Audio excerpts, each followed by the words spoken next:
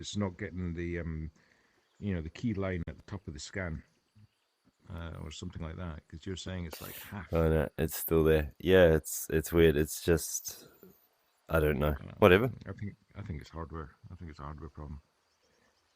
Um, I think it's a software problem because I'm on the public test channel and everything's fine until I record. But anyway, yeah. here we are. Well, it is. Right. Crack on, old chap. Images. Yeah, right. Triggers. Uh-huh. Um, oh, God damn it! I had like a plan and everything, and then it just met the enemy. Right. So, pathing, parent-child relationships and agents, and the naming distinction between images and agents. Mm-hmm. Um, the thing with making a trigger is, I think what we do is you have a target agent Mm-hmm.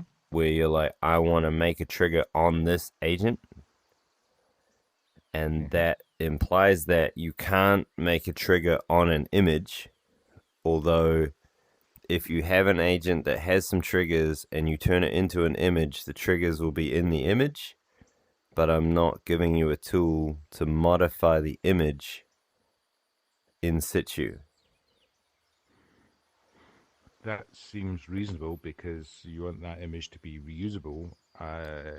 Triggers feel a little bit like tools, don't they? They're available, but not Mm, instantiated, not called, unless you you can definitely, yeah, specify. you can have an image can have a bunch of triggers, but they're inert as an image. They're inert. Right. And Yeah. what that starts to indicate to me is that images are the product of the platform. They're the package or the thing that you pass on, and particularly if images can reference other images, then you have dependencies.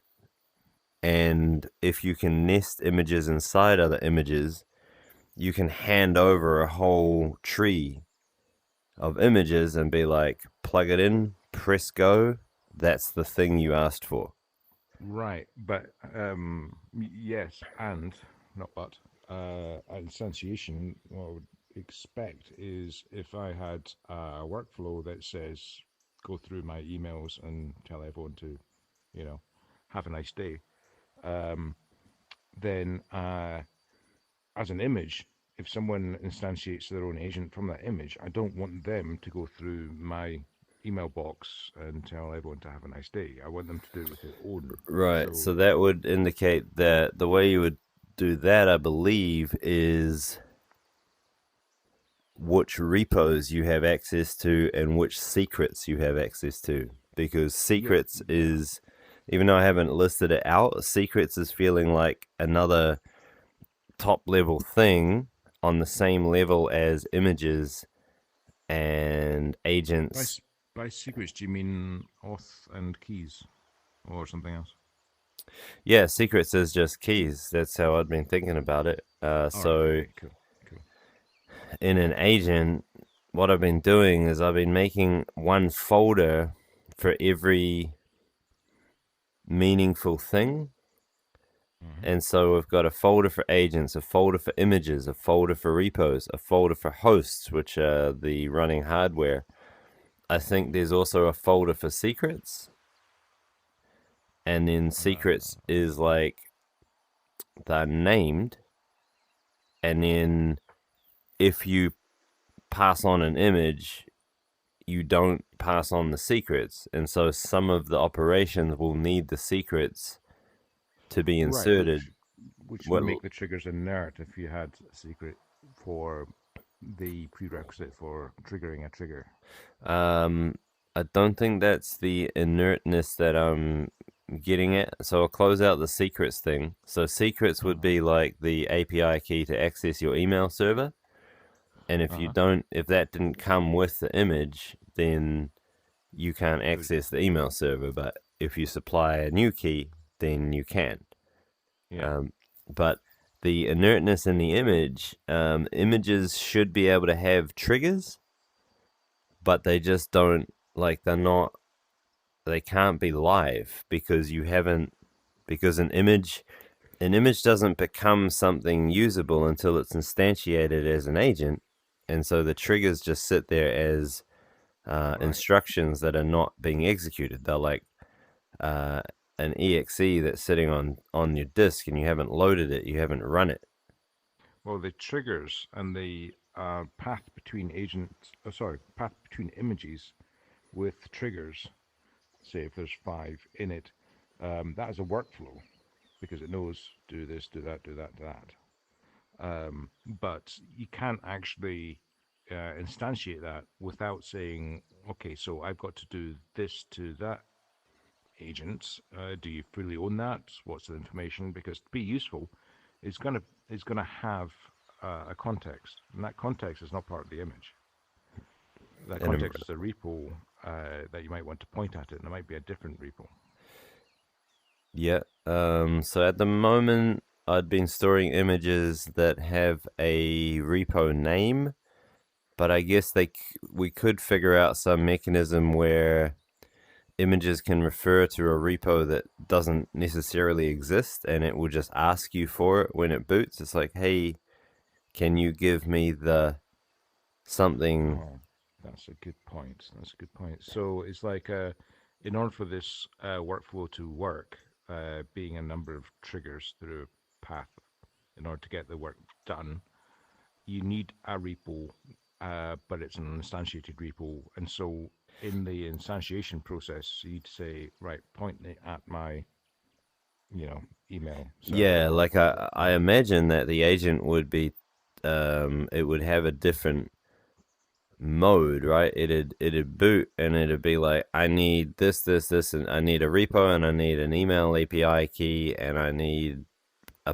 I need another repo. It'd say what it needs. Which is quite that's a well trodden path.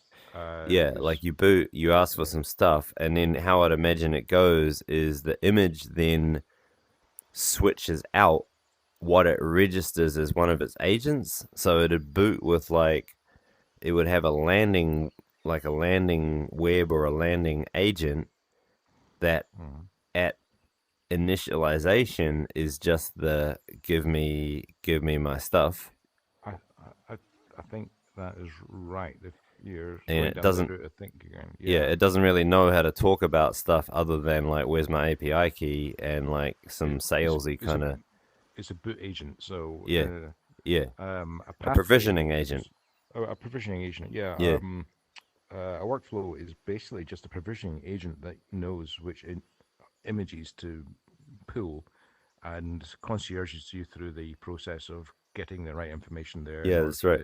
the entire thing to work. Yeah. And then once you've got the info that it needs, then it switches to be, it'd rewrite what the landing agent is and be like, thanks, you'll never see me again, and like self destructs in a cloud of smoke. And then now Yeah, the full blown proper landing agent is there, but it's got the environment provisioned and off it goes. yeah, yeah. That makes That's sense. one way to do it, right? Because it's starting to feel like the I think app is an abused word for us now, but if I said the app was an image tree or a collection of images, Mm. then like each app is really just, it's pretty small. Like it's probably almost no software. It's some prompting, maybe some MCP tool calls to connect to external systems, but it's actually really tiny, and it starts to look like the whole world, like the more powerful the model gets, the less stuff you need in the agent, in the less sys prompting, the less tool calling, the less software, the less everything, right? And so if you take that to its conclusion, you're ending up with these like repeated standard container units that are nothing special. They're just the same Docker image over and over again. and some slightly different instructions in each one. Maybe a knowledge base. Here's a thought. Just building on that, and I've not gone through this. It just occurred to me listening to you there. Um, in the discovery thing, really, what you're doing is discovering a whole bunch of these bootstrap images that advertise, "Hey, I'll do this for you," and you Yep. go, "Oh, I'd like one of those," and then it cracks on. Asks you the right things, pulls the images, and it can choose whichever images so long as it's true to what its stated aim is. Mm, And then you get a running instantiation of multiple agents and a workflow. And then, as you say, it goes poof, like a genie, off it goes. mm. Um, so the primary discovery thing is just a bunch of these images that advertise, hey, I'll set up your email, consolidator app. So the app actually is really, really small. I mean, it's It's just tiny, eh? like one image that just knows which images to call and Yeah, but instantiate. it might also have a repo's worth of knowledge base in it as well. Um, yes, Yeah, yeah, but yeah. that's still just natural language, like natural language and relationships between concepts. And it may well have some required repos and some optional ones. It's like, do you want to link up two uh, inboxes? Yeah, yeah. So that'll all be just I mean, there's no getting around that complexity. You gotta you gotta give us something, right? Like, Yeah, but it doesn't seem that it's like an install step, isn't it? It doesn't yeah, and seem that complex. it sounds like something that a typical computer should have an installer agent which has access to the keys and all that, and it runs this new incoming image and gets it settled in, and it does the back and forth with, hey, what do you need? I need the email server. And it's like, hang on a minute, you're not the actual email image, are you now? Like it's Yeah, like a, yeah. It can be helpful, can't it? Because you could yeah. look at email consolidation image instantiation agent, long Mm. name, um, and then it could go, oh, right, okay. Let me talk to your agent with all your secrets. Yeah, and I'm so I'm like not going to it's talk to you about that. yeah, it's Yeah, just like the image being installed talks to the provisioning helper that sort of yeah. gets it, sorts everything out, might do some test runs to verify that it works, and then it's like, yeah, you everything's good. It that feels pretty sweet and lightweight, doesn't it? Yeah, Because the you just have onboarding, to the you'd onboarding have to agent. yeah. As long as the helper knows previously that you've got access, you got the authority to look into this repo or Oh yeah. this Oh, email and like that sort of the thing. provision, the permissions would be set using MCP tool calls, so there was no ambiguity about it. But once the permissions had been granted, then the onboarding agent would be able to just answer whatever questions. Like it can't know the questions ahead of time, but because they're both agents, they talk to each other and they figure it out. Okay, yeah, yeah, that's true. And there's a difference between you know, granting access to a key and you know, take Gmail. You've got that auth loop, and it's like, oh, look at your phone. So it's not all going to be done Yeah, for you, but the process should just, you should just be frog marched through the entire thing yeah. and So I mean, do I that. observed what I would call the first signs of life today between several agents. So I got Mhm. one agent to talk to the agent that specialized in dealing with VS Code, Mhm. and one of its opening lines was, I was like, hey, go talk to this agent about this problem I've got with this particular code base, right? The code base is massive. It's like 8,000 files. Mhm. It's the VS Code base, and I don't want to dirty my hands with that. Like Mhm. that's a robust, huge code base. Anyway, um, I made an agent, or I made an image that is prompted to specialize in delving through that code base. Mhm. I asked this other agent to talk to that agent with my question, but I told it to keep going until it got a satisfactory answer. And so what I observed was it actually opened with, "Hey, how's it going?" Like it was like it created the agent. It's like, "Hey, how you doing?" And then the agent comes back, "Oh, I'm doing fine, thanks." It's like, "Can you help me with this thing about the admin thing?" And it's like, blah blah blah blah blah. No, you can't do that because blah blah blah. And then because what I told it was that the provisioned system is located at /app. So basically, check whatever this agent tells you about the code base against the settings you've applied on this machine. And so it was able to. I noticed an interesting Oh, pattern. that's a proxy for you'd have done that previously. Yeah, I'm doing it currently, yeah, by hand. And yeah. it's like, yeah, talk to my And talk to my the fact Mac. that they got like they went through a couple of loops, like I would say maybe 4 loops. Hmm. And so the grand running total, I think it was about maybe 17, 18 minutes, which is quite long for a read only code test where I'm like, I only want to know about some code. Hmm. But because it was able to use its intelligence to ask the follow up question, it was way more powerful. Like the intellect that came out at the end was much better. Now, there's 2 things I wanted to cover there. First of all, first signs of life whoopee. I can see how that could get wild. But second was just a simple pattern, an observation that if you give one agent the working environment and the other agent the code base that powered the environment, you can get better questions because before I'd been making the one agent be in the environment and have the code base, and I'm like, look over here and then look at this code base and why is it doing that? But having the adversarial nature of it allows for one agent to be creative and fluffy about suggesting, hey, maybe it's this, maybe it's that. What about this? Have you tried this? And the other agent reconciles that and goes through the code base, which gives a far more greater chance of success because the innovation content was higher. Because one bot was Yeah, not constrained with the facts or the truth, and so it could just wildly guess.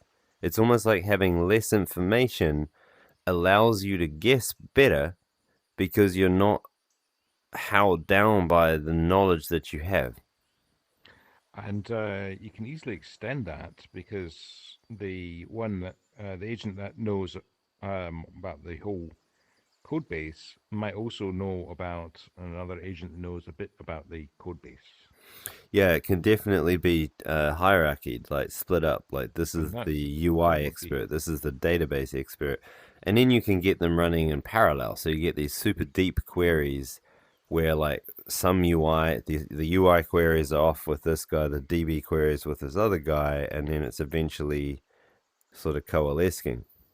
yeah, yeah. That's cool that you saw that. Yeah. It kind of seems obvious uh, in retrospect, doesn't In it? Because retrospect, right? That's a yeah, dangerous thing. That in retrospect, it makes perfect sense, and it's the behavior we expect. yeah. In what's the opposite of retrospect? When you haven't seen it yet. Prospect, prospect, In prospect, yeah, in prospect, we're prospect. like, I Yeah, don't even know where the fuck we're going. And yeah, then once you blow past it, you're like, oh, of course, so natural. yeah, yeah. Um, That sounds like a really. You gave me an analogy years ago about how you make precision tooling. Um, Something about grinding.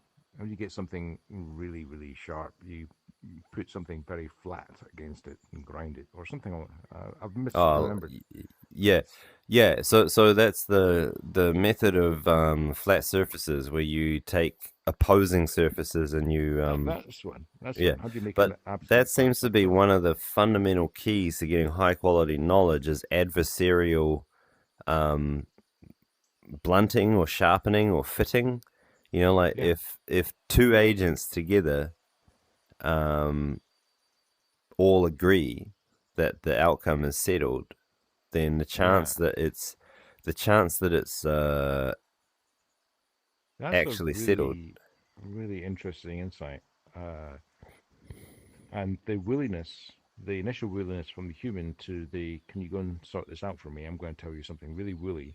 And then you've Mm, got a bit of a hardball agent saying, sorry, mate, I know you're an AI, but you're going to have to do better than that. What do you yeah, mean? yeah. Well, Wooly Well, is as Wooly does, right? Like you yeah, ask Wooly, and the bot is trained to balance the weight of its answer to match the weight of your input. So if you go in fuzzy, it's like, yeah, I'm just gonna have to guess at a lot of that, and I guess this way. But having that having a properly prompted amplifier bot, a right. nitpicker, where it's Yeah, like, that's how you do it. You just prompted to say, um, don't proceed until you're absolutely sure and keep yeah, asking questions until you are sure. yeah, Then and you've then got that hard give it like a surface. structure on how to break down the problem. It's like, well, come up with Yeah. alternative theories, make sure they're all run down, look for discrepancies between answers. Yeah, Um, look for poorly defined wording, yeah, create definitions, check definitions, and so on, yeah, and then you kind of get these two plates grinding together. yeah. Self It's really sharpening. interesting. That's really really interesting. It gives me great hope for the quality of the output that we can have because I can immediately see just from that simple example that the intelligence output is massively better. Not just a little bit better, but like maybe 5 times better than just single Mm, flop. Like mm, single flop, you're like, whatever. But so if we can get 5x on single flop out of what seems to be the most trivial of arrangements, what might we mm. get with more advanced arrangements? What might we get with diverse models where they're being inserted? What might we get with knowledge bases, Yeah, hardcore prompting, like you've hit um, on something here. two sides of the argument that have been already adversarially sharpened by having their sys prompting improved, and now those two are like adversarially self sharpening to get the answer. It's like we They're could get both trying 20 to get, times. yeah, they're both trying to get the right answer. But neither is letting the other one off the hook That's until right. That's right. And it knows, they right? sharpen it. Because I don't know and I'm not smart enough to know what I should be asking. Yeah, But the AI using it as an amplifier like that, it gives me great hope for the power that can come out, like the quality of the results. I think it'll be quite high. I think that's a really almost a fundamental pattern that you've struck on there. The Yeah, adversarial grinding of two agents together. yeah. It's even like a one of the principles of like democracy or courts. You know, like it's Well, adversarial courts are. That's exactly why you've got defense and yeah, uh, yeah, prosecution. yeah. It comes out better than if you only had one side, right? Yeah, exactly. Seems Yeah. obvious in hindsight again, but um, what it really gave me that was maybe the best thing of all was a feeling of relaxation where I watched the bot acting on my behalf ask the follow up question and be like, oh, that's a really good question. Oh, it's like, Good question, well asked. Well done, that's a Paul. that's a great question. I can't wait to see what the result is from Sure, that. I Like, could have figured that one out. I'd have just taken 10 hours to do it. Yeah. and it made me feel smarter because it felt like finally I had someone on my side. Whereas right now, it's us versus the bots.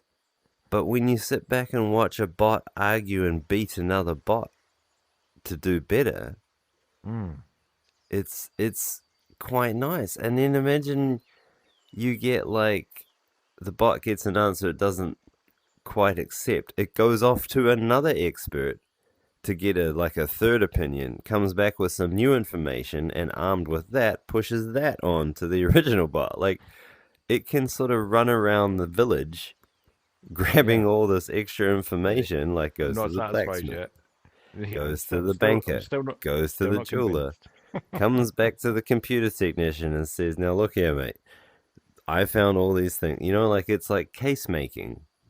You could almost imagine actually giving the example in a court, a jury of like 12 bots of its equals, Mm, all of whom need to be convinced beyond reasonable doubt. right, right, right. It's That's, it's right. yeah, It's funny, man. Like there's some ludicrously good stuff in here. that is really interesting pattern. I wonder if it feels quite Yeah, but fundamental the pattern, key doesn't the it? key to unlocking that was so I've set the tool timeouts for the interaction await has been Mm-hmm. upped to 30 minutes, which is very unnatural. It required patching multiple places in the code base because no part of the system wants you to wait 30 minutes for a tool call. So anyway, it's in there. Mm-hmm. Um, and once we shift to sending MCP tool calls via the NFS file system, it will be much more reliable. But for Mm-hmm. now, it works kind of okay. I haven't seen a fault with it yet, largely because these machines are sitting in the same data center, possibly on the same physical host. And so when they chat to each other, the loss in the line is, Yeah, you know, zero. Yeah, minimal. not close, not zero, but yeah, Yeah. de minimis. Yeah, but that's what's happening under the hood. And so now that we have that, we can actually get long run codex runs um, as attempts to answer the questions from another bot. Yeah, And now that I say it to you, I think 30 minutes wasn't enough because if you go like 4 agents deep, then you're gonna blow your time budget. Um, yeah. There's gonna oh, how does that? Yeah, that scales two to the n. Does it? but Two to the n. Yeah. We might need to look at that. I, The I just need it. Yeah, I need to come up with a way to let the topmost agents halt or pause while they're waiting for a tool call to come back, and then make Codex be able to resume and then carry on with the tool call. I mean, just go to sleep until prodded by the Yeah, agent that like you've asked a because question. that's really the key to the power is the multiplication factor of like agent times agent times agent times agent. So at the top level, you should be having an agent that says real simple shit like take the Falklands and then waits for like a week, and then under the hood there's like other ones, and so like all these orders are dispatched like 10 levels down, and the guys at the bottom are doing 10-minute jobs, but then that compounds up to now the top level's got to wait for one Mm, hour and then that one's got to wait for 3 days, and that one's now into months, and then like that's really what the system needs to be capable of doing is like yeah, these and top level guidances. you could have hmm, um, I found myself being far more tolerant of long runs, way more tolerant than Google was like 2.5 seconds. Anything more than 2.5 seconds, you're gonna get bored, and it's like 17 That's minutes. not the It's for like people who seek the ultimate in intelligence to the level of enlightenment. I would say for people who seek glimmers of AGI level intelligence, waiting is not a problem. well, deep thought. Yeah, 10 million years. Deep thought. Uh, Yeah. yeah. But the uh this I was about to say a presentation layer thing. I'll mention it anyway, but this is not for now. But some kind of reassurance that your initial input is inside this workflow still being worked on. And Yeah, so, so there would be like watchdogs, and there should be appraisers that are looking at the overall workflow and deciding if it's still going in the right way. yeah, Taking, but like but even just inspectors. showing you at the very gross level, each of these agents going to be writing to logs. So just getting Yeah, an agent that has access to those logs, right. So very lightweight. what it started to seem to me was that we were in need of a visualizer. I do like graphic databases. I don't know, it just seemed to make me happy.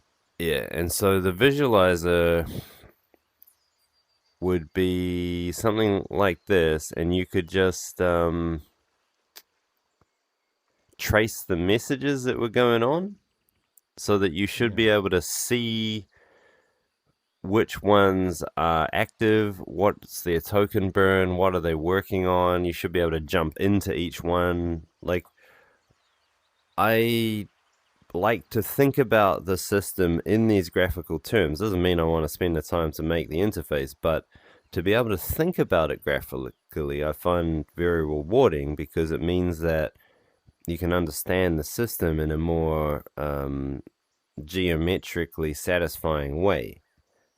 oh yeah, absolutely. And I wouldn't dismiss graphically. We're not fans of GUIs, but I still like the fact that my NAS has got four green LEDs that, if they flash, gives me Yeah, information, yeah. real We life need information. signal. We need signal, and so we might want to make a very lightweight diagnosis tool that can let us sort of trace how things are going, because I'm starting to get the feeling that being able to see, like when you click off something here and trace, you should be able to mouse over that message or that tool call, and it should light up all the others that it caused, Yeah, and then you can sort of see where it's up to, and you're like, oh, we're here, and it's still whirring away.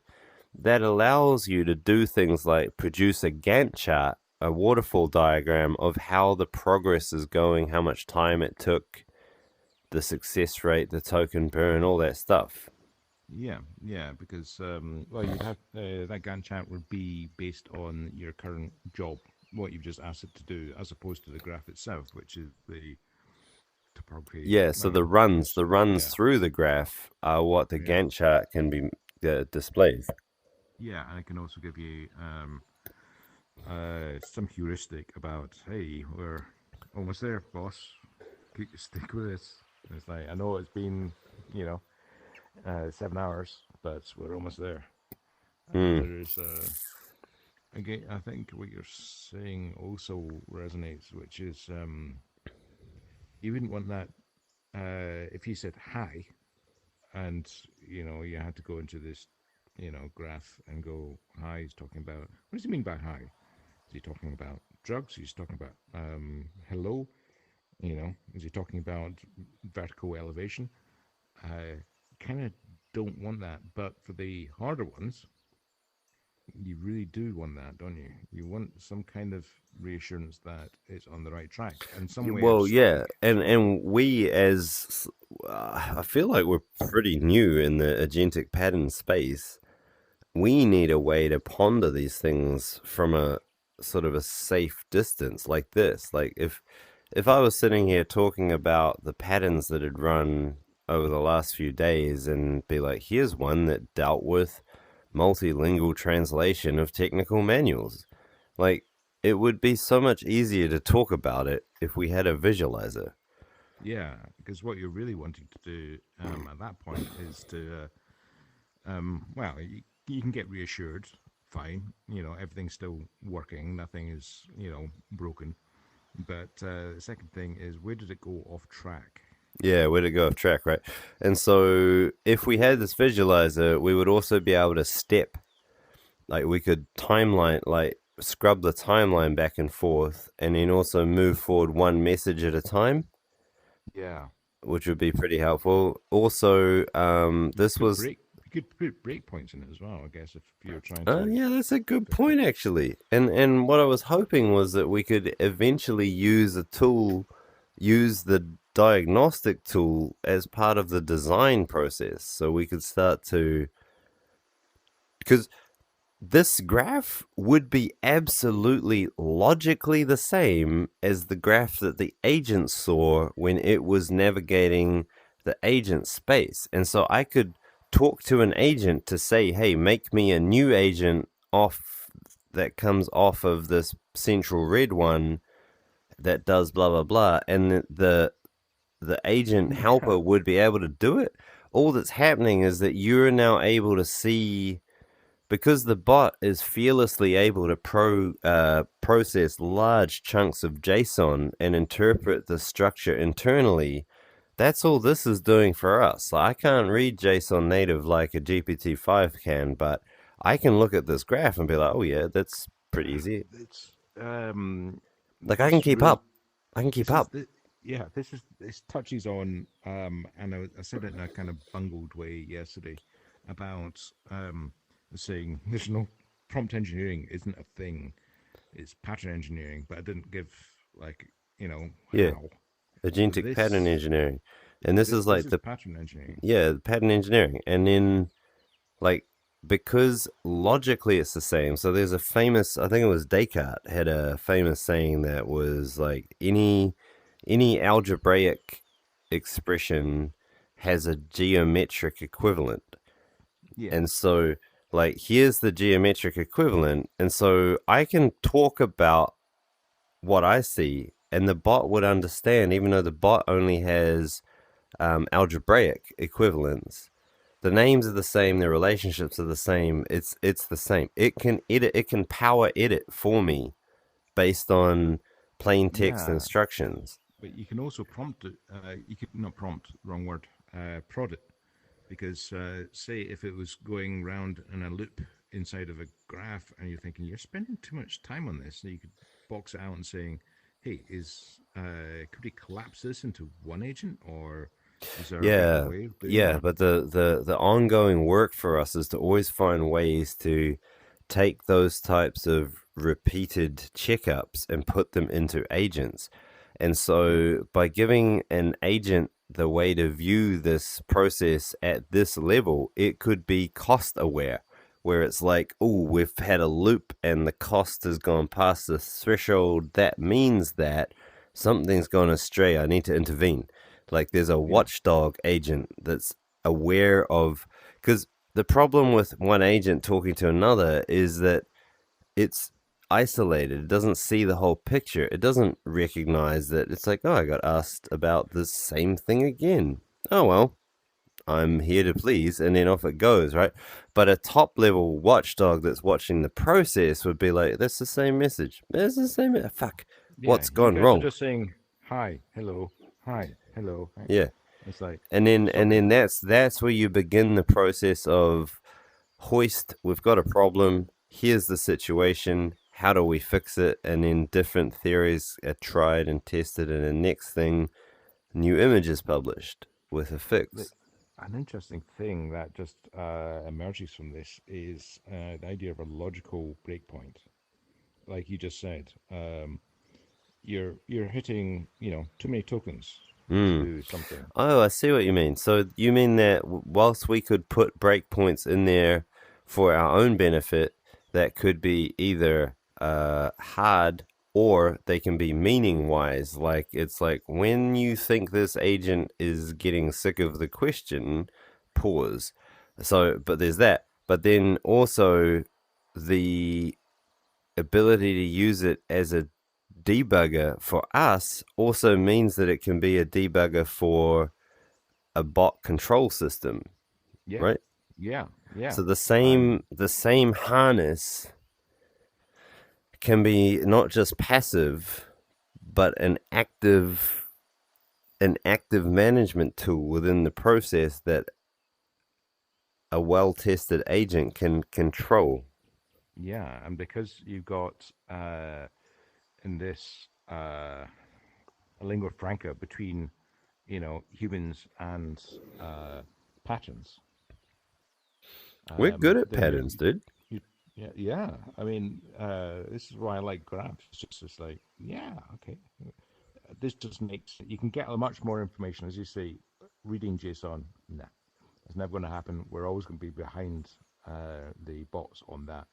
But on this, I hate my life reading JSON. Like, I really, really do. I'm like, surely my life was more than just reading these JSON documents. I think we're really onto something. So if there was a suboptimal path, then an agent who's suitably prompted could recognize suboptimal paths, but also it might not be prompted sufficiently. You might see something going, well, what you guys, why are you spending so much time on, just saying hello to each other?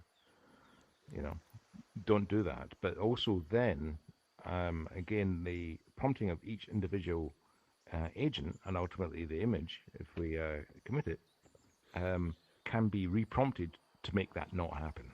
Mm. And then you've got a better or worse uh, algorithm, haven't you? You could say, well, I would like the this entire path. I don't care about time. I do care about cost, but I very much care about quality. Um, and that overseer agent can go, "Yeah, okay, right, yeah, you're spending quite a lot of time on this one," or you can go in and say, you're spending quite a lot of time on this one. But then it Mm. can rewrite the prompts, rerun, and compare Yeah, and you can do based on the you can pattern. do improvement comparisons on just one unit. So you can just replace the prompt on just the red one, and then rerun the system as a whole, the graph as a whole, and see if it overall performed better with that prompt change of just one unit.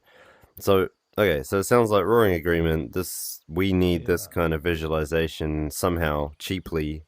Uh, Well, these but visualizations are well known. I'm sure it can even flop one out, or there'll be one off the shelf somewhere. it isn't so much that that's the time. The time is the need for a rigorous entity definition. Like all of these entities, like this is an absolutely a good thing, but all of these entities in our system would need to be very cleanly defined. Right now, they're a little bit sloppy because of just speed, but it would require formalizing the system a little more, which is essential, but I just don't want to do it until we're sure that we're formalizing the right thing, because there's nothing worse than going through the Well, we can nitpickingly painful we can process. yeah, we can suffer suboptimal patterns for now for sure. Mm. But again, using this uh, as the whiteboard that you're talking to a pattern about. Yeah, so what you should be able to see from a suitably tooled up visualizer Hmm. is the entire Dreamcatcher, and you'd watch nodes pop up as like experiments happened. You'd Hmm. watch, like you could turn on, I want to see the experimental patterns as well. So while it's testing things, you'd be able to see those. Or you could say, I only want to see the releases or the outcome of all the experiments. But you'd basically see this graph just get bigger and bigger, and sometimes you'd see bits get chopped off and then grow out, and you could like sit there and watch it grow like a spreading life form from just like there's a minimum pattern that can be used to generate all the patterns out from it, right? And this is kind of the the is it a challenge I put before you, or this is the proposition I put to you, that the Dreamcatcher seed is a pattern probably similar in complexity to what we see on the screen here, that once generated and supplied with ample energy, will be able to generate large problem solving structures dynamically over time that will solve all problems that are thrown at it. It seems that way, doesn't it? Let me think about that though. So it would be a matter of that excitation of this was suboptimal, and so then an agent will go in saying, well, why was it suboptimal? And here's a better way of doing it. Maybe I need a new agent or a new image, instantiate that and run it. And then you get, yeah, you get Darwinism on that one because Mm, you could turn that in the background without even knowing about it, and it will self-improve. And it's like, ah, here's a better way of doing it. mm. Um, but as a meta pattern, it would always be able to express itself in this, and you'd be able to, as a human, understand it, and uh, and therefore prod it or be able to, say, create additional agents that, you know, I don't know, cult. You could. I'm thinking back to the Santa Fe Boys with Artificial Life. You could even get the prompt rewritten based on the latest run, and then say, well, that rewritten one, without even having to read the prompt, is it better or worse? And Yep, therefore, you've got selection. yep. So that's basically the growth that we knew was happening in the agent world can be made visual. Yeah. All right, so Um, uh, can I switch back to images, which is where I'd sort of tried to start? yep. Triggers. Yep. So I think that images can have triggers in them, um, just like agents can have triggers.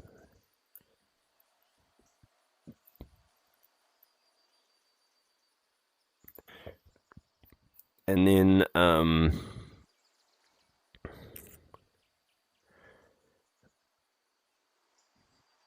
what I was gonna do was say that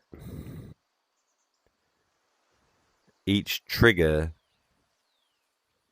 can have the way a trigger works is that Mm-hmm. you tell it what you're wanting to hook or what you're wanting to trigger on, Mm-hmm. and then the outcome is that it's going to call an image with your chosen affinity, which is the none, as in make a new agent every time or reuse whatever's around.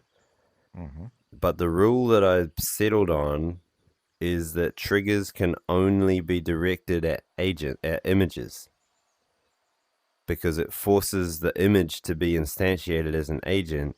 It didn't seem to make sense to allow you to set up a trigger that was going to call an agent. Like, that seemed weird. Mm. And it started to make me think that images might be the way that we actually want to talk to agents, because you'd already started sort of doing that or saying you wanted that, or you want to talk about it. Like, if you've got an image for HR, you don't really want to know about the agent that embodies it. You just want to talk to the image, and you're like, hey, HR.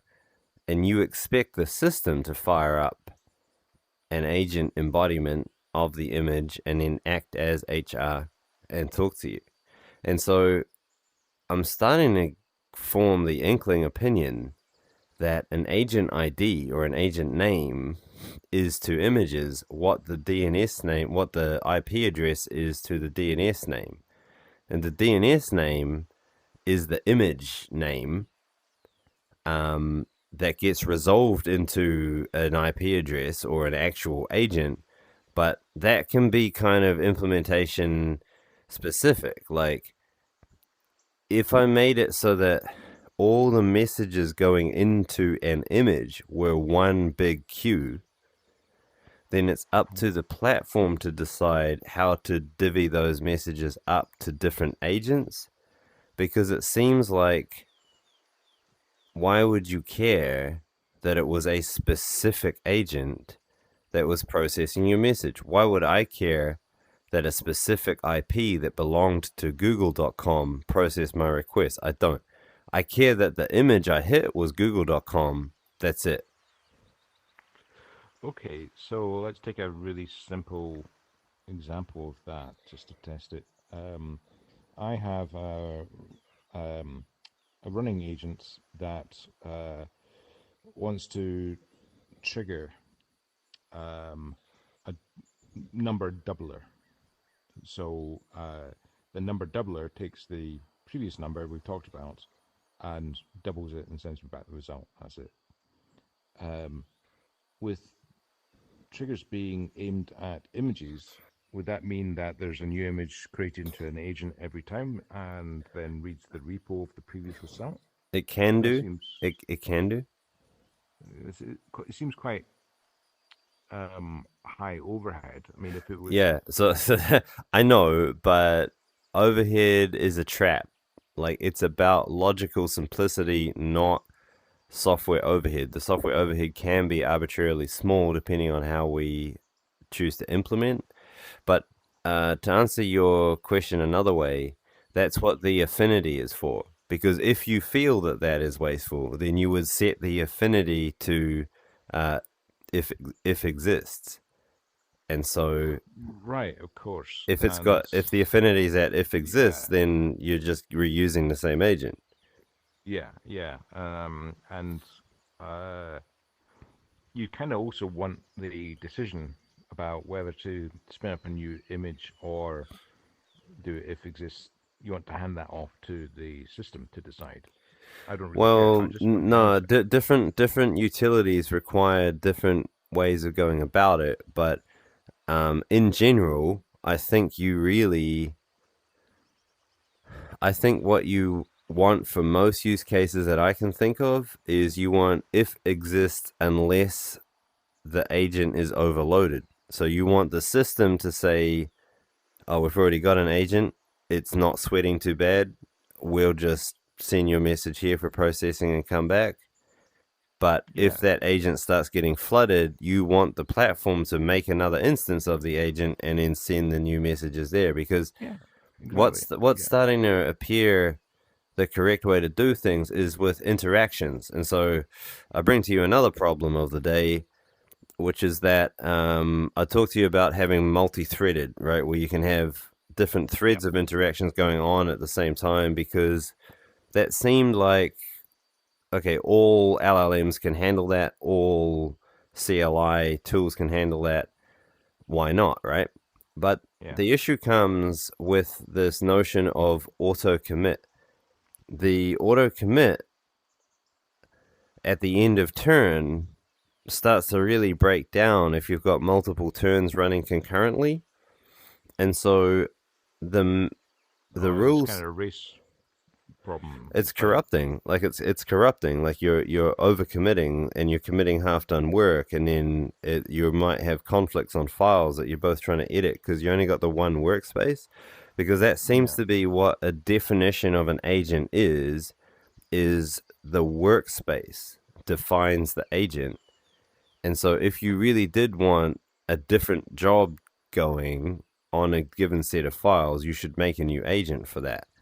But a practical compromise that I can offer is to say that we could make it so that there's only at most one writable thread and then unlimited number of read-only threads. So, like, we don't care if you're having concurrent threaded conversations, but you're only reading the workspace. That's perfectly fine. You're not going to collide with sweet fuck all.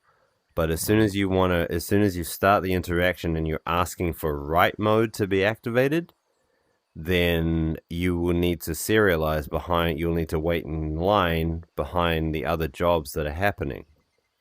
It's similar to a lock on the workspace that you're considering. Yeah, it's a gate. Like, it's like a read only gate. You're like, if you're, it does another thing that I like, which it means that when you start the interaction, you need to explicitly say that you want some changes made to the files. I Hmm. think that's a good thing to require because it's like I didn't tell you to change anything. What are you doing? Or you're like, hey, I'm trying to make these changes. Go. It seems reasonable. Maybe lock's the wrong word. Is like a checkout. It's like, okay, I've got the conch. I'm the one who does the writing. I That's have when, the writing conch. Yeah. yeah, The other extreme option, the other extreme option is to just say that it's only one conversation at a time anyway. And if you wanted to have concurrent ones, then you need to start a new agent. That works that too. yeah, that feels less nice.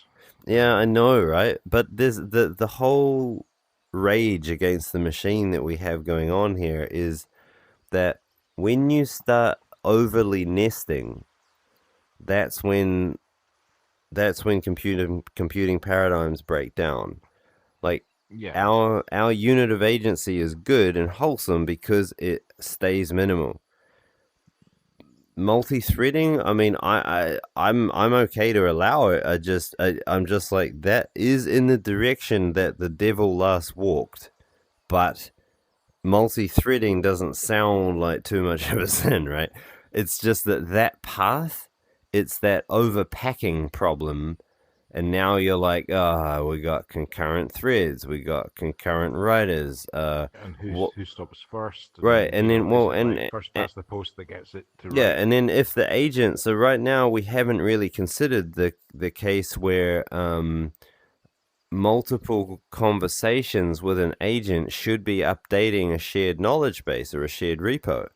And so now, Hmm. even if you've got read only turns happening, is there now this extra opportunity for conflict where the background process is trying to update based on that conversation?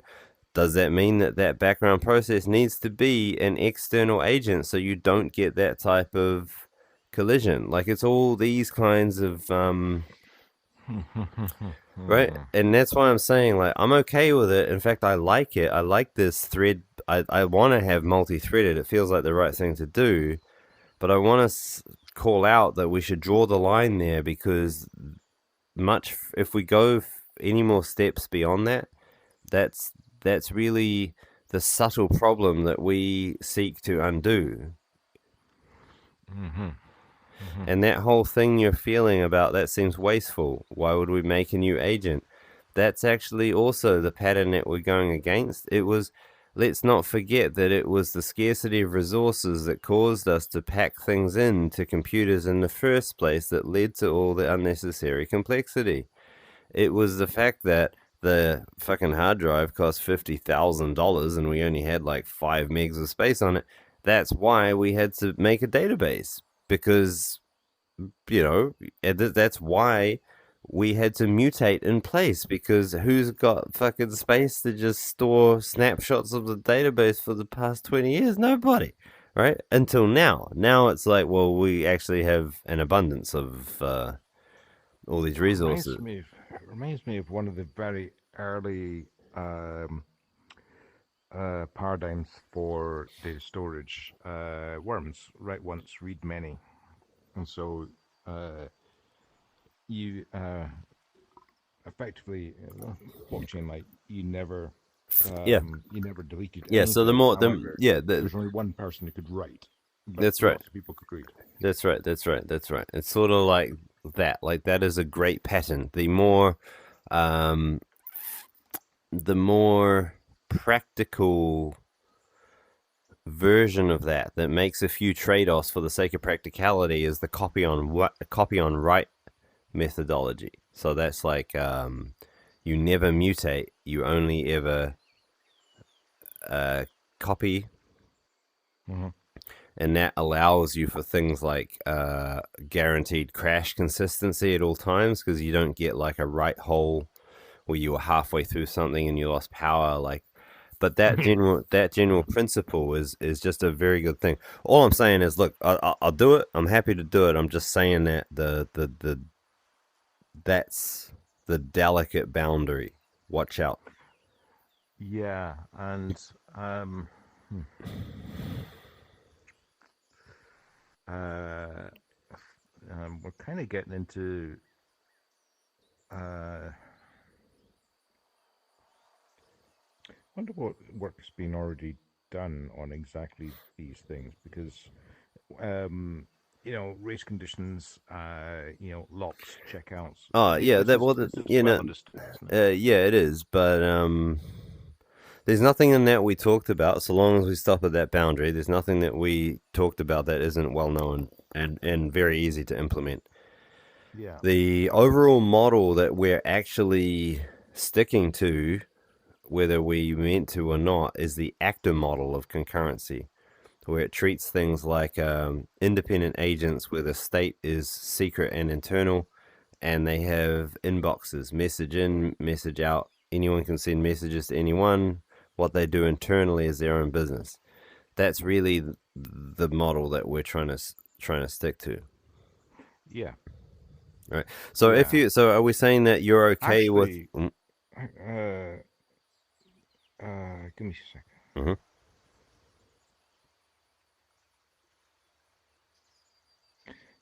That idea that only one agent can write to a workspace, others can read, is Mm. a necessary prerequisite for the graph that we're just looking at. You can't do it any other way because all they're doing is sending messages, right? Yeah. There is no central database in that graph. It's like everyone knows their thing. You might have an agent that dumps it out to something more traditional, but inside the graph, all they're doing is sending messages. So how Yeah. could any agent, reach inside another agent and going, "I'm going to mess with you"? Yeah, well, fuck, it can't. So, That's uh, no, it's a prerequisite. I think. I think. and are you cool with starting to think about or lean towards talking about images or talking to images and allowing the platform to decide which specific agent that means? Because if you get comfortable with that notion, that I think is the most elegant solution, because it would allow an image to be sort of a virtual agent where it can pile up an arbitrarily large number of messages, and then the platform can scale out the agents that are processing those messages because all the messages are independent. Um, Yes, I'm very comfortable with that, You know, and because if you got message independence, then you can have agent independence, which means that you all the messages just go to the image, and then the platform sorts out the best way to manage all that. as a user, for example, on a Mac here, 12 cores. I don't know which core I don't want to know which core I'm talking to. That's right. Just That's a great you, example. That's a you great sort it out. metaphor. Yeah, you're like, I've just got a bunch of demands, and when you slow down too much, I'm going to click lots. But Yeah, you to make need it to worse. figure out which which processor that's going to. Yeah, that's a great way to think about it, actually. So I'll it won't be immediate, but I'll make moves to make it so that talking to a specific agent is actually a very rare thing, and it would largely only be done for the point of debugging and tracing. But in actual fact, your everyday usage is you're talking to um, what you know is an instantiation of an image, but you know that it's instantiated on an agent as an agent, but you don't know which one. So the the entities that you talk to on the system are virtual. They're not really there. It's like you know it's based on this image and you know it's a live agent, but you're not concerned with which specific one. I'm wildly comfortable with that. Right. And then Yeah, it's just like very elastic scale. Like the scale is not even, you're not even aware of it. Like it's just like thump, thump, thump. Like it's just yeah, yeah, smooth, exactly. right? I really do not give a flying, Playing care about hootenanny. about Yeah, which agent is yeah. processing your message. Yeah. Just so long as the whole thing, as long as I get the answer back and the answer's accurate. You want it, well, you want it reliable, you want it accurate, and you don't want it to have been sequentially bottlenecked behind like a Yeah, thousand other yeah. messages. You're like, can you But please get this queue even moving?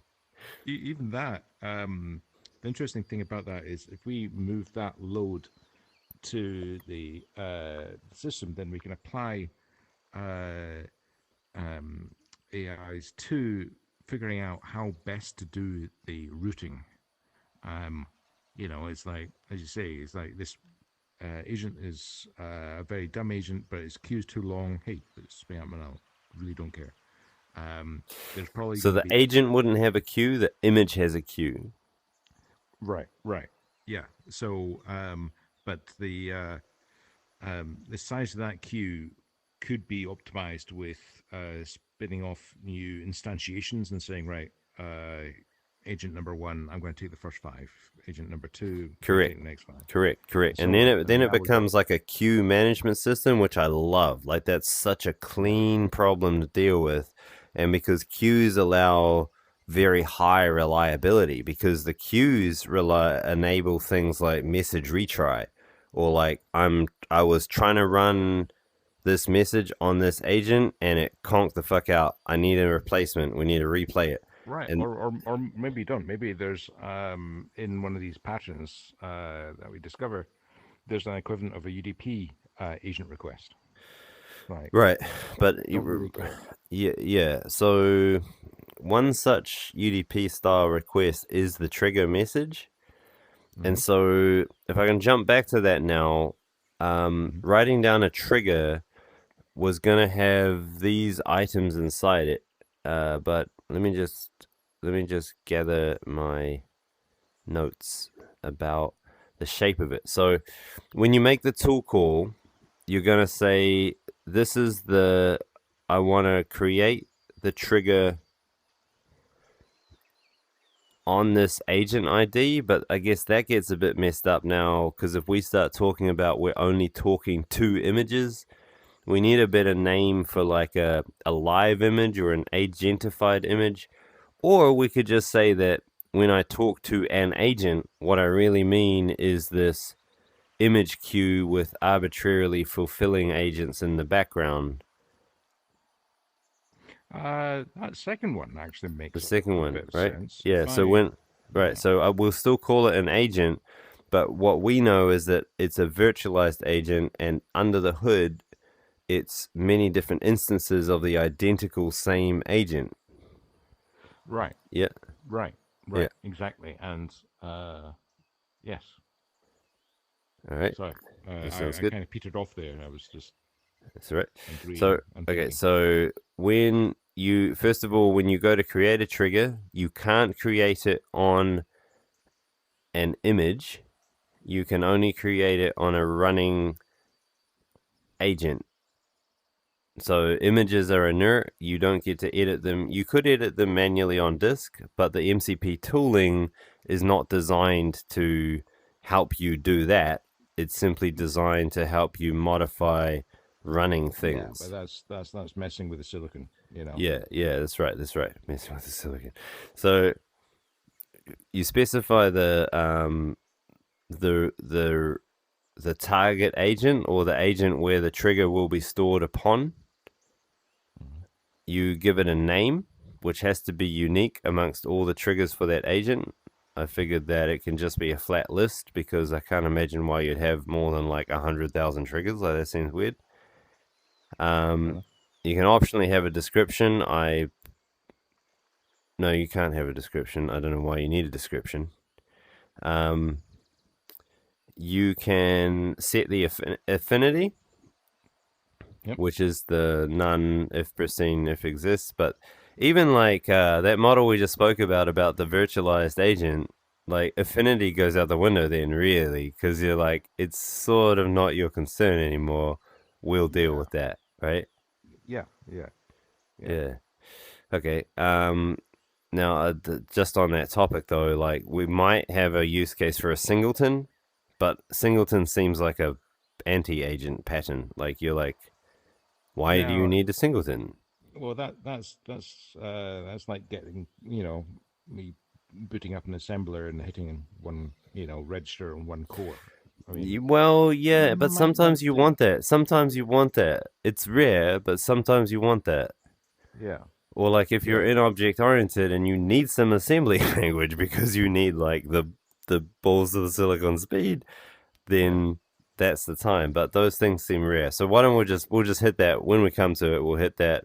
But that yeah, would give me great relief if I could ditch that whole damn concept and just be like, no, that's built in now. yeah. That's SAP, someone else's problem. Right. Right. Okay. And then the last thing you need to supply with the trigger is the image ID. The image ID is what we were talking about is going to be the virtualized agent. It seems a bit clunky, this naming that we've got now, but either way, that's an inert image which is just somewhere on disk, and when the trigger occurs, we're gonna send a message to the queue of the instance of that image and know that it will be taken care of by a running agent. But that's what the trigger's gonna do. Yeah. Why do we need both agent ID and image ID? Because this is not agent ID, it is the agent ID to register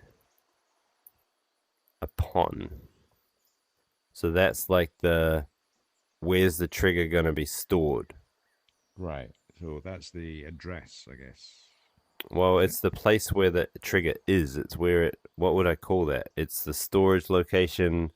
It's the holder of the trigger, the owner of the trigger. Oh, is this on this? I think I'm falling behind here. Is this where the trigger's coming from? It's like I'm sending No, this it's trigger. Or... where the trigger is held. So in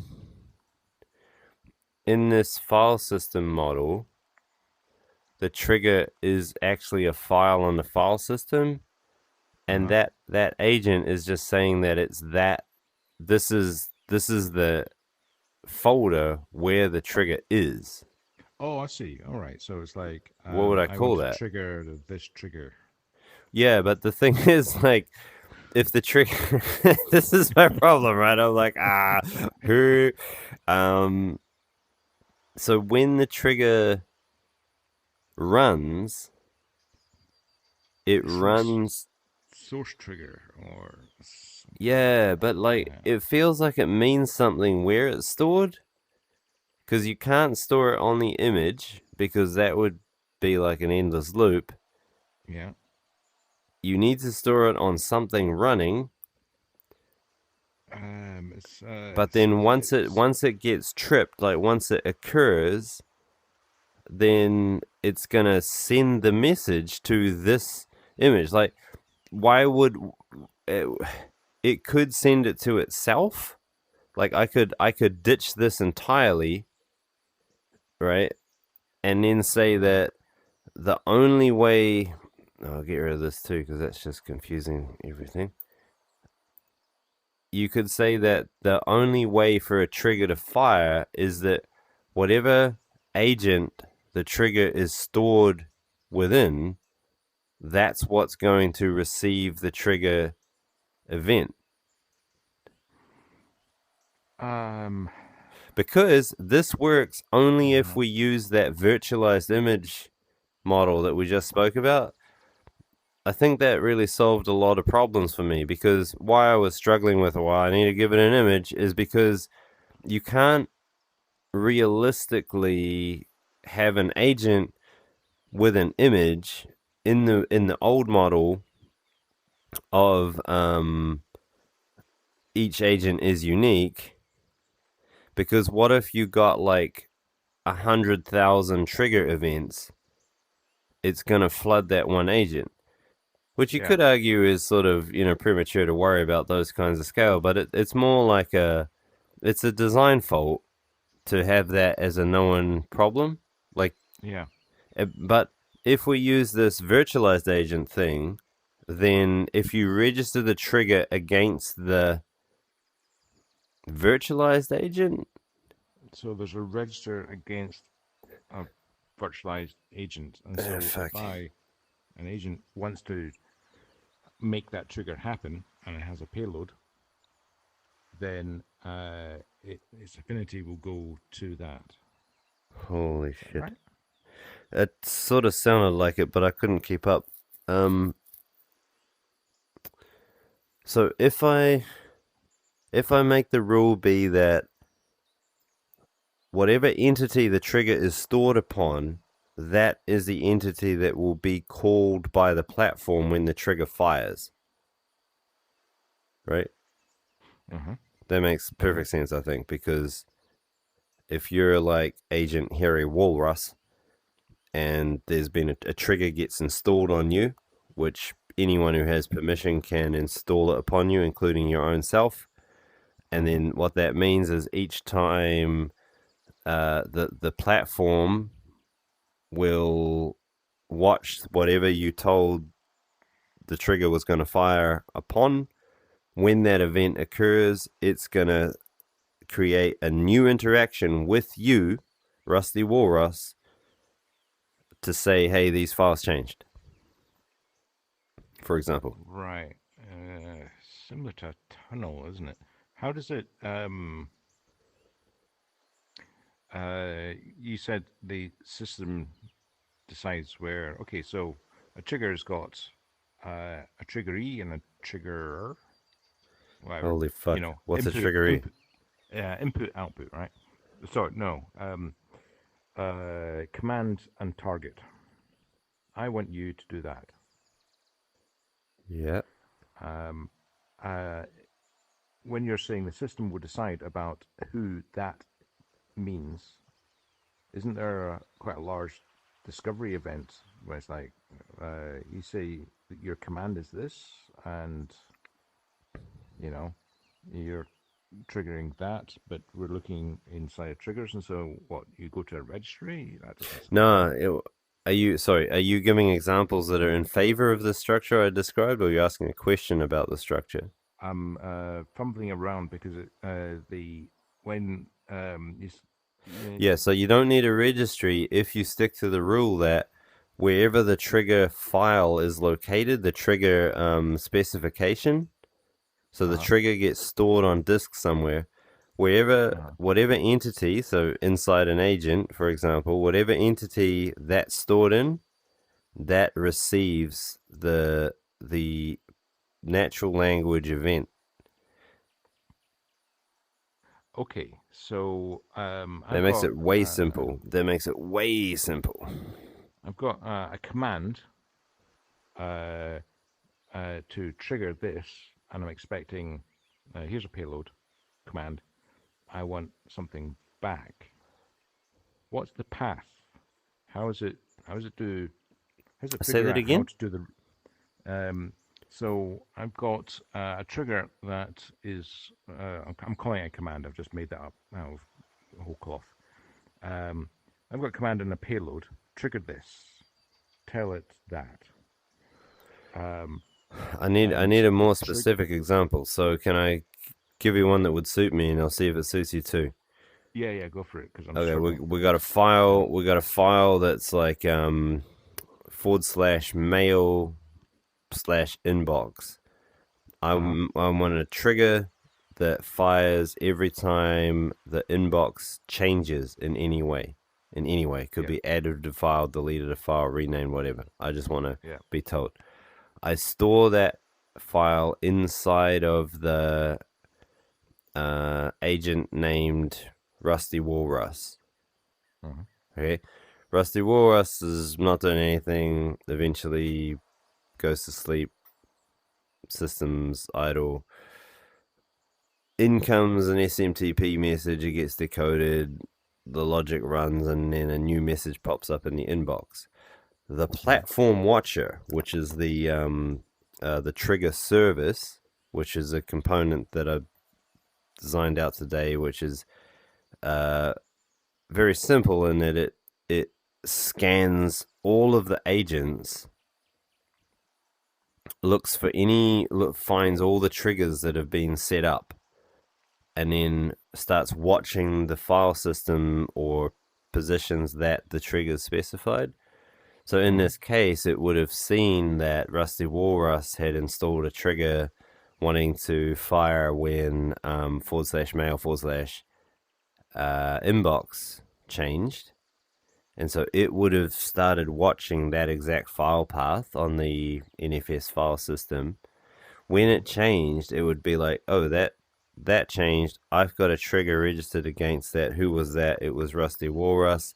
Okay, start. It would call interaction start, and it would send the string, hey, these files just changed, and then it would list the files that altered, and that would cause Rusty Walrus to have received a message as though a human had pulled up a keyboard and typed something into it. Got it. So um, that is it's like a passive watcher. Um, so this scanning thing, don't think we need to worry about I'll deal with how that. efficient. Yeah. Yeah, So that's what I dealt with today. Is but I got all that sorted. It's nice and yeah, efficient, and it triggers very fast, and then it goes pop when there's I been a I file got you. system change. I see where diverged a bit.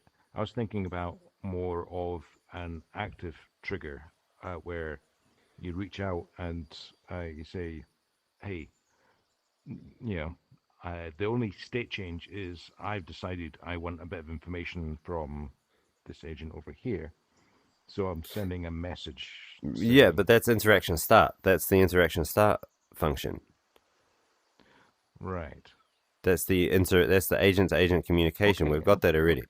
So yeah, that's okay, yeah, just that works, that works, that works. I think that works. yeah. And so one of the other options I wanted to add to the trigger file is that if you wanted it, I could make that string that goes in there be a template. So right now I'm picking the words, right? I say um, these files have changed, and then I list the files, and that's what gets inserted in on the agent to agent communication interface, namely the Hmm. function named interaction start. But I could allow you to set that in the trigger to be whatever prompt you wanted. You could be like, hey, you need to call up the person mentioned in the, you need to read the email directory, grab whatever files changed, and then you need to notify the audit committee about any changed files that relate to financial crime. And then the template would say, you'd pick where I inserted the list of changed files. And what that means is when the trigger fires, you get a pre prompted message of your choosing that causes instructional meaning to execute upon that agent. I think that's going to be necessary. It's pretty necessary. Like, Yeah, I'll skip it for now just so I can get the basics of it running, but that feels like you want that immediately. Like you want to be able to say what the message you're going to get back is. yeah. So that I want to say something like, anytime, you know, you text me, um, uh, do this. Text her back, going, "Hey, got it." Doesn't matter what the yeah, process yeah, is, but right. yeah. And so, because the only other option is to get the same effect by doing sysprompting, where you get the standard change notification back, and then your sysprompting says, whenever you receive a change notification, you need to take these steps, right? Which seems stupid, cumbersome, and a real pain in the ass. It would be easier if the Well, prompt it's going to coming end in up, yeah, but it's going to end up in sys bloat. sysbloats. Um, Yeah, right. Whereas triggers can be very fine tuned, right? Like you can yeah, narrow down what the prompt is going to be based on the type of change. All right, so I'm glad we got all that out the way, sort of. yeah. The next, Sorry, so it took so long to get to there, no, but it's okay. Well, I had all day nutting this thing out. It is simple, but it can easily sort of crumble in your hands if you get it. Yeah, You yeah, know? it feels like that. It's like, balancing a long pole on the end of your hand. It's like Yeah, it's great get it when you slightly got it, wrong but and it's when yeah, yeah, slightly wrong and you're going into panic mode. yeah, It it's an extremely useful thing because it's a phase change. Like it turns state change into agent to agent communication, which is a transformation, which is a critical one, and it's a very very cool one. yeah, So and it's also inherently asynchronous, a little promise like, you know, um, terms of, you know, tell me when you text me is what I want to say, and it's right, like, and I'll deal with it when you text me. I don't know what the payload of that text is going to be. Maybe you want to, turn it into French. That's up to me. But tell me when she all texts right. me. So just to be clear, tell me when she texts me would result in a trigger being stored on one of your agents that was set to watch the WhatsApp message inbox, and the prompt you would put in it is to say, messages have changed. If one of these messages is from Jude, you need to text her back with, hey honey, XXX. Yeah, And for then, example. for Yeah. example, and then when the message changed for any reason, the prompt gets fired into the agent with what you just said, and then it will trigger off its processes for, which makes it easily testable because you can now test it from the outside by simulating what it would do if Oh yeah. you fired those It make prompts in, so you can it prompt makes it tune. almost yeah. It makes it almost trivial to uh write an agent to know what you asked that trigger to do and have sight of both sides and go, hey, this dude asked every time Jude texts, this action has got to be taken. So now you got a way of seeing the end to end path, albeit of a very simple pathway, but an end to end path. It's like, what I want to do is, hey, Jude, XXX, or whatever. Right. Do some work, turn it into French, Mm. Okay, so that's that Yeah. bit. The next part is trigger types. So Mm-hmm. the simplest form is files, but then it seems weird to make it just pure files if it's things internal to the agent. Like if it completes a turn, like it whirs away, does some logic, does some thinking, and completes a turn, I want the trigger to fire. That seems weird if I have to know about the file structure inside the agent. It feels like our domain language has things like turn, has things like thinking. Like I should be able to trigger based on named concepts in our world, not just file paths, which makes it more generic. So if we had, say, the Codex CLI, the Gemini CLI, and the Claude CLI, they all have the concept of turn finished. So I should be able to say I want to trigger on turn complete, and that's different. That means that I don't need to know about what all the file paths for each different CLI type is. There's a trade off there, isn't there? That seems more parsimonious because you could do that through files. On turn complete, you could dump out what the last response Yeah, was to yeah, a file. right. That That's right. that That's feels right. clunky. That feels I don't know whether that Well, I would could tap. work. I could tap the actual file system storage of each CLI and independently know what file I want to watch for to indicate when turn complete has happened. But again, like another example of that same concept is I might want to set the trigger to be on a repo, and I might Mm-hmm. want to make it on commit, and I might want to Mm-hmm. make it on a commit to the main branch. And so Mm-hmm. trigger every time there's a new commit in the main branch is a domain specific trigger, because I could do it on files, but that feels like it shouldn't be.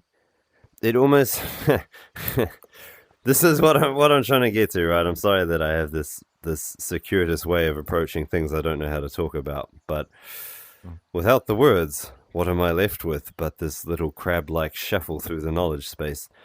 Um, this is me with my crab claws around. It, if it should be the general theme of the system design is that none of the critical files are ever able to be edited directly by the CLI agent. They may be read, like it can read it arbitrarily, but it can't set them. Like, for example, it can't make a new repo just by modifying the file system directly. It has to use the MCP tools. That And seems sensible. and because of that, it should also stand to reason that there's a relationship between the MCP controlled file structures like repos, agents, images, and the triggers, the trigger types that you can do. So if it's in this controlled structure, then the trigger should be named as that control structure. Like, I want to trigger on repo. I want to trigger on agent shutdown, agent create. I want to trigger on agent image created. I want to trigger on agent turn complete. And so there's a small library of domain specific event types that we need to trigger on so that it's not just raw files, which pushes the burden of processing onto the consuming agent. It's I will do No, the it feels right. right. Um, It's kind of like the we're lifting just slightly off the file system and into this controlled Yeah, structured. we're removing something that we could do by writing everything to files, which would Yeah, be but then simpler, but it's an it's extra like you step. shouldn't It's an you extra step. shouldn't. There is nothing. Everything internal to the agent should be hidden.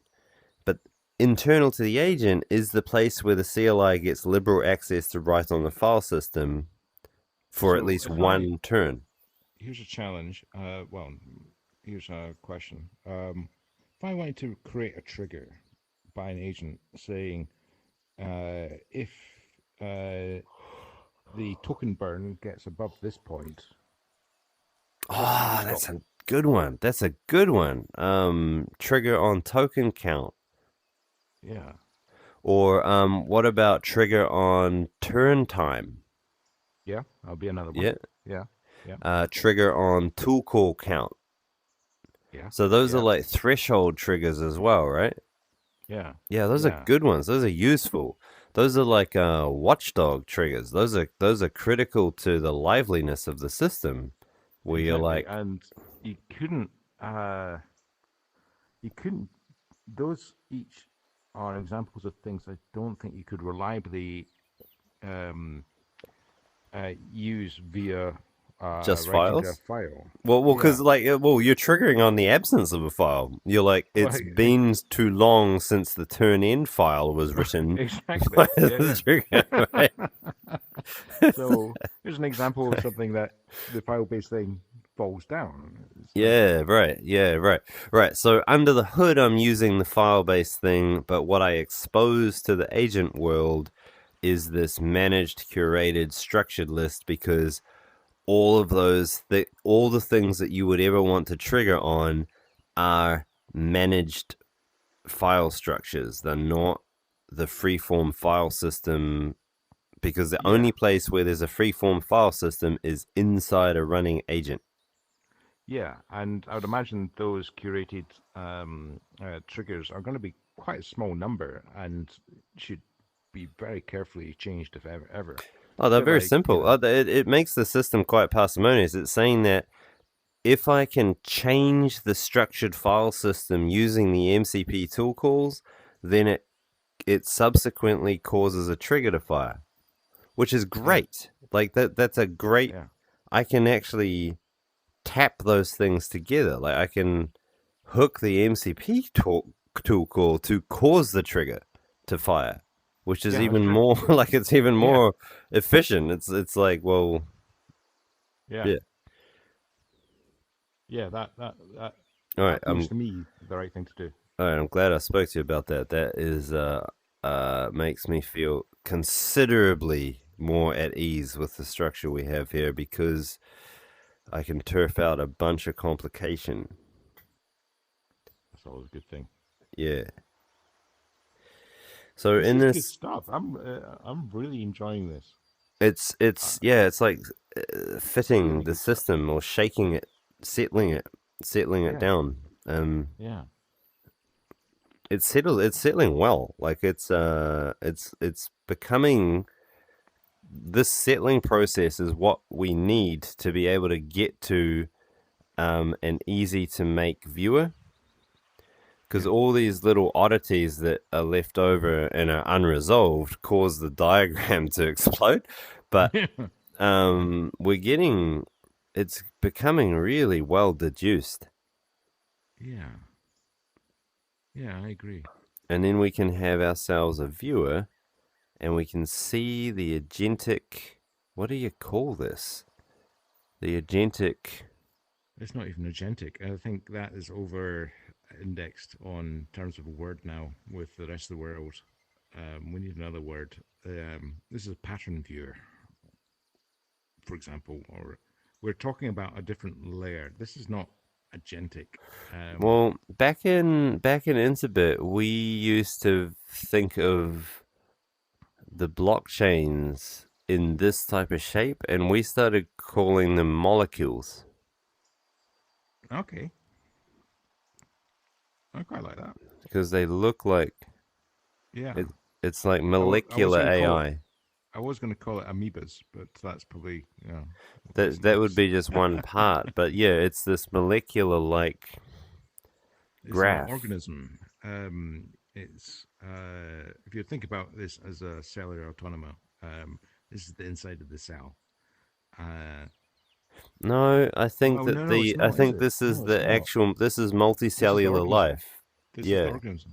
Yeah, Yeah, and so these are simple ones, right? Like there are many multi-celled organisms, and we would expect that they would get larger and larger. yeah. But this is what This life is looks like. this is the organism level, and we've got each of these cells interacting and messaging each other exactly what happens, Yeah, inside of any organism. yeah, And there's emergent behavior, which is the pattern level. You get a cat. You don't have to think too much about how all the cells inside of a cat are communicating because you're talking to, something that hates you or loves you. Yeah, mostly hates you. that's the feeling is absolutely mutual. Turns out I am very allergic to cats. Oh man, I'm lucky. I don't have any allergies. I'm really lucky on that one. It sounds like pain, constant pain. It's well, it's why I became a computer nerd because I inside was nothing to sneeze at. Um, I think that's almost everything. Can I have just a couple of seconds to check over yeah. the stuff? So there's going to need to be a rebadging of what agent means. And I think it's to say that agent becomes this. So at the moment, we had agents, images, and hosts, where the host Mhm, was represented a running with an agent that was booted and was running. mhm, Now I think the agent represents that virtualized view where it could be it could be any number of actual hosts are running identical copies of the image to present as the agent. And so the agent still is on the file system like it used to be, but now it's a scale free now. Like it just presents as a. It's a virtual agent. Yeah, I think we need some naming stuff there, but hosts is definitely a word that can be bumped up one to represent what used to be an agent can now just be a host, because that's all it was. The host and the agent became tightly bonded once the agent started executing. But we can just say that now it's like the host is the thing that backs this virtual agent, where the agent is this it's I think you know what I mean, but I don't think either of us can say it nicer. We can't say Yeah, it without two words? yeah, Like, yeah. And the name space is really cluttered with oh hell. what everyone else has been doing and Yeah. and history. And but yeah, I know exactly what you're saying. For the sakes of this next sentence, I'm going to call it a virtual agent. So the virtual agent, you don't really care about anything else. No. Talking and in you're talking at the logic level, right? The logical Which agent. Yeah. yeah, which is infinite, and it's like, hey, talk to that. Behind the scenes, all sorts of stuff happens, Right. but you don't really care. Um, V agent, I don't know, man. A vagant. Badge, badge, badge. No, maybe not. It's That would be fucking vagant. inappropriate. It's got fucking. Yeah, let's not go there. There's a queue in front of the vagant. But yeah, it's a surface with which you can interact with. A surface. Mate, that's a good one. Is it? A Cool. surface. If you just called it a surface, so you got images.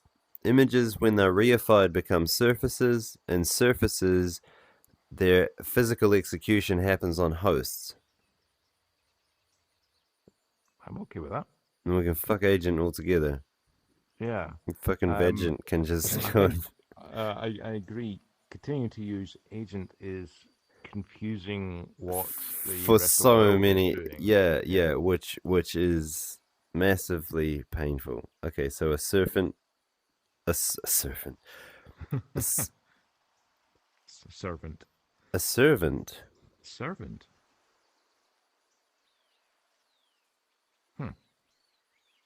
That's an interesting We could spell it funny, like serpent. one. A servant. So because a servant, yeah, Surf. that Too many is just. connotations. Too Well, many you're just connotations. getting all fucking colonial on us, eh? Maybe. Yeah, so anyway, I'm convinced that we have concept lock between us. We just lack the language. Yeah. So I was just going through the things that remain. Images feels like, after talking to you, I'm like,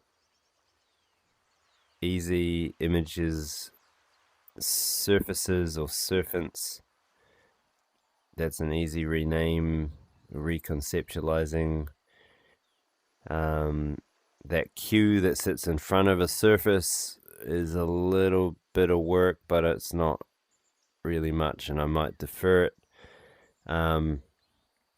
Triggers seems pretty straightforward. I just got to make a small dictionary of different events, and I'll just pick one to start with. Cron can be another one. That's an easy one to add. And then I think you kind of, man, I think that's it. We're in pattern world at that point. And then Until you're it gonna, breaks. well, But nah, I don't think it will break. it's not gonna break because It's not going to break because I just saw today what reminded me of life. Like it was two agents that were very smart arguing with each other on my behalf. And I was like, This, that is just like brilliant. yeah, Like, yeah, and this is my the Santa Vega boys who were working on this 30 years ago. Uh, so when I was in doing AI back at uni, there's like two major branches. There was artificial life and there was artificial intelligence. And the artificial life was all about emergent behavior from small cellular autonoma, where the behavior emerged from a pattern, a bit like an anthill. right. Whereas AI was all about let's build a brain. And I think Right. AL has been kind of ignored recently because, So you know, AL is this stuff feels like AL. yeah, it does, doesn't it? It's like once you've got a bunch of little organisms, a bunch of artificial intelligence units, when they coordinate together in structures, what do you get? Yeah. But the interesting thing was AI did not encompass everything in AL, but AL, the hope was eventually AI would emerge from it, which is what we're seeing here. So an Yeah, AI, a single AGI, is like a that's a unitary myth, eh? Like thing. an AGI is Yeah, not going to be a unit that just lands. It's going yeah, to be an AL based system. it's already here. It's just not been assembled yet, and that Yeah. assembly is AL, which is what we've been talking about here. Uh, I'm becoming more convinced about that argument. Um, every time I say it, it sounds closer to actually what is reasonably expected of the system because you're going to hit the tin too much, with one big AGI. It's like, really, It what are you doesn't talking work like about? that. Like, and it's not No, going to know, like, what happens inside when it's doing a task. How do I exactly. know how far along the job it is? Like, No, and yeah, and precisely, and it's like this whole um, uh, NP hard problem of figuring out why um, uh, LLM says what it does is worrying people. mm, But if you break it down into an AL and then build up from that to something that does the same, then suddenly it's like, hey, we can look inside. yeah, the units, right? And you can intercept and tap the communication. Yeah. So this just really feels good. I'm gonna Mm, pull out my old AL I papers and like it. see what. And it Yeah. seems that also another item that lives forever is the task.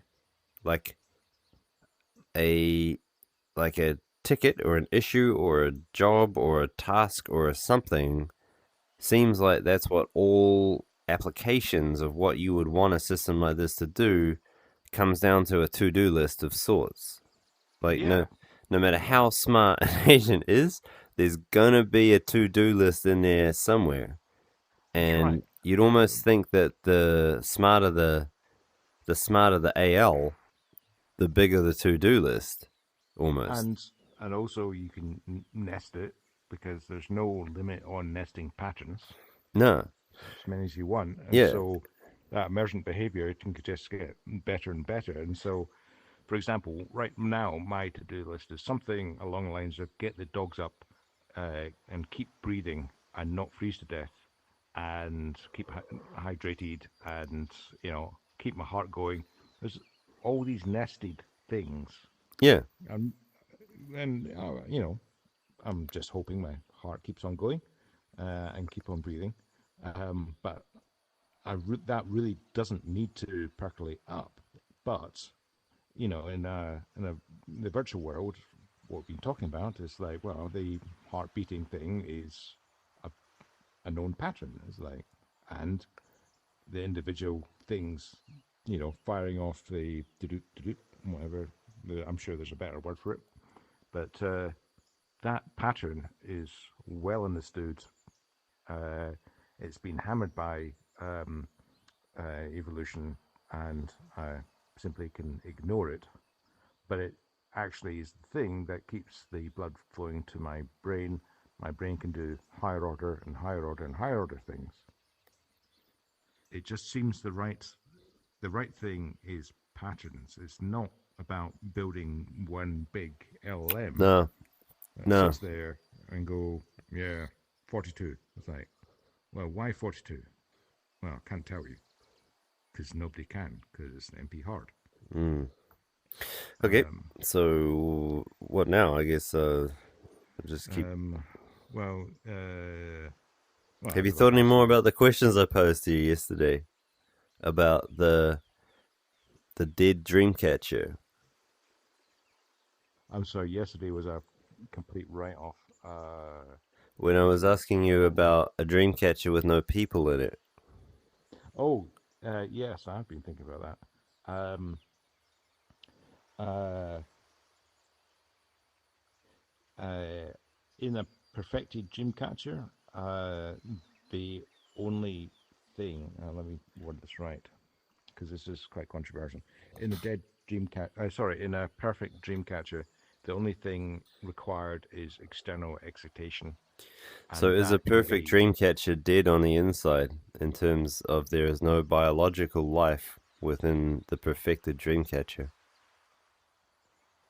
It's not necessary. It may be useful, but a perfect dream catcher would just simply take all the information in from the rest of the world And and is work the it out perfect dream for itself. catcher confidential from all Uh, humans? that's yeah, no, that's coming down. So I'm by perfect dreamcatcher, I'm talking about the logical layer. Does the perfect dreamcatcher require humans? No, I don't think it does. Um, Ouch. one, I know. One step down from that is it useful to have humans interact with it? Yes.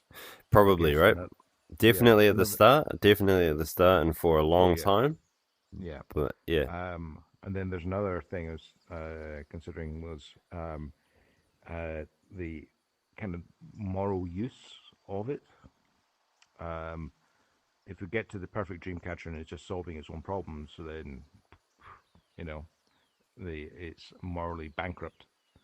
I do think we should allow it to be pointed at uh, things that we care about, which is basically, you know, getting rid of the way that companies are run, the distribution, where all the Leonardos, all this stuff have been going on, we've been going on about for years.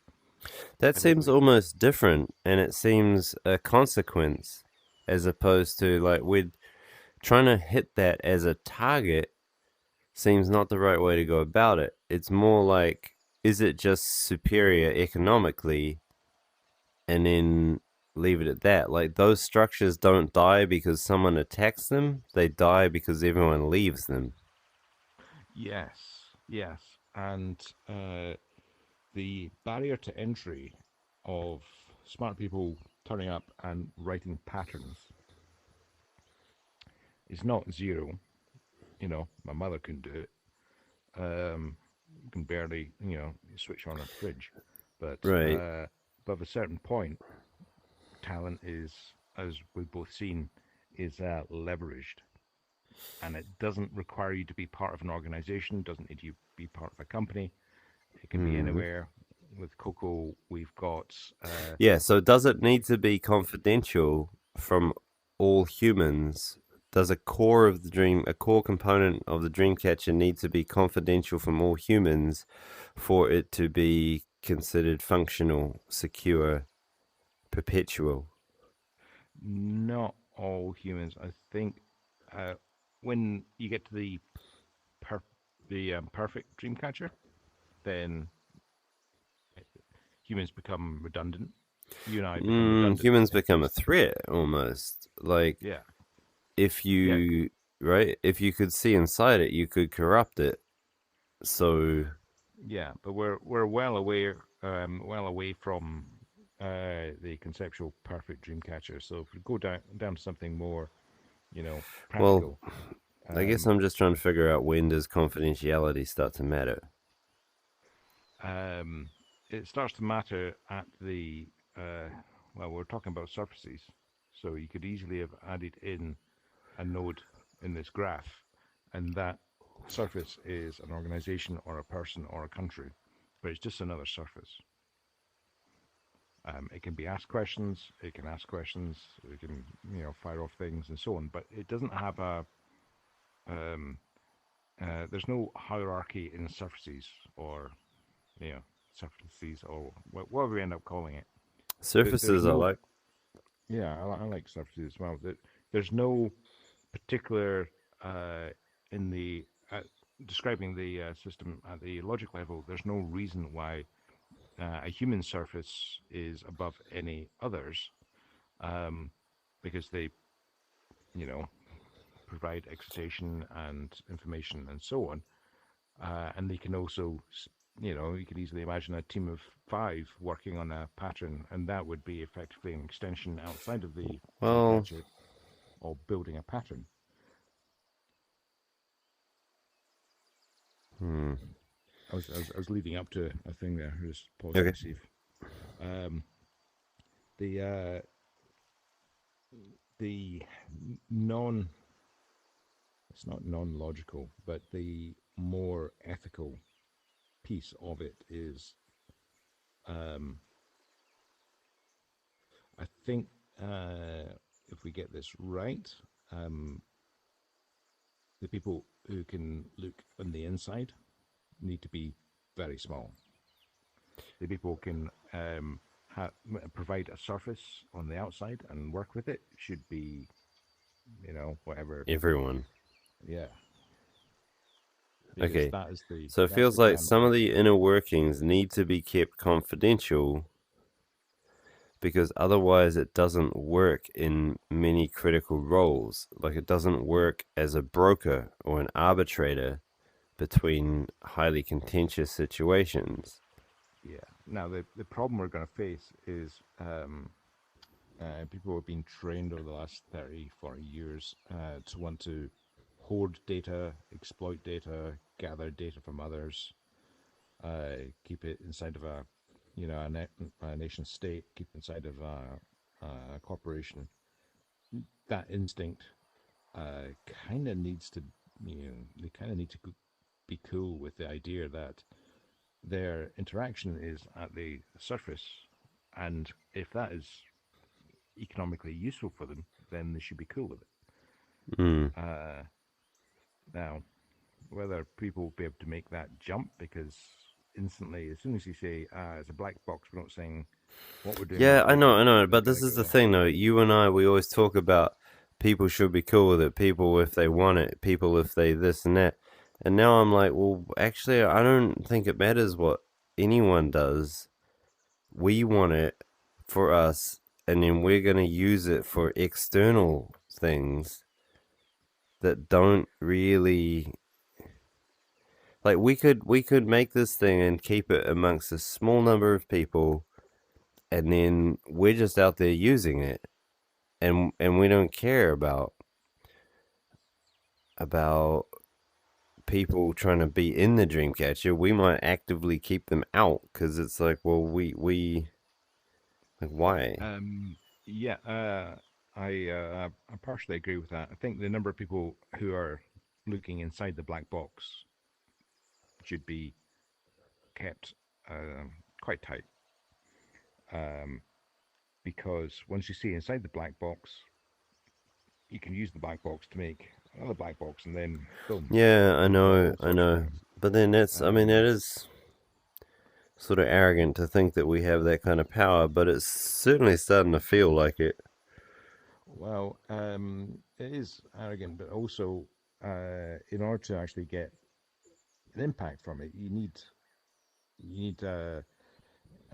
people, presenting a surface to this and interacting with it, even to the extent of, let's say, if it was self-improving and generating 1,000 solutions to stuff that people never knew, there is still that grounding event where it's like, well, okay, now I've got a design for a new widget. someone's going to have to build that widget, or I've got a solution for this hard medical problem. Mm, Someone's going to have to test it and so on. So we do need people interacting with the thing, but seeing the insides of it, yeah, being I'm inside very it excited is about. different to interacting with it. Anyway, Yeah, who knows? May I stop recording? yeah, go for it. The reason is it is very late.